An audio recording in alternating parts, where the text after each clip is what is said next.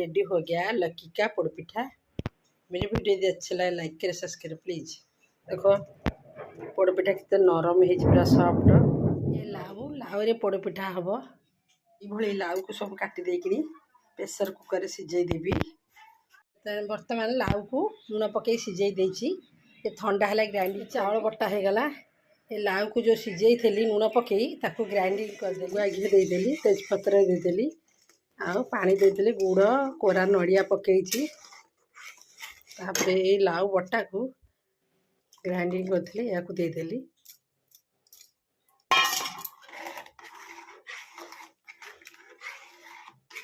ये भली लाउटा पकई देची धीमी आंचरे करुची। ये भली चावल बटा को पकई देली।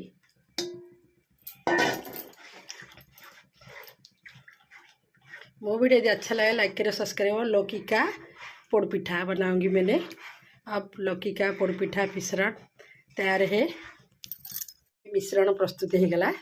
गरम गरम मु कुकर करी कुकर या गरम गरम प्रेसर कुकर करी पोड़पिठार जंतु आनी प्रस्तुत हो गला।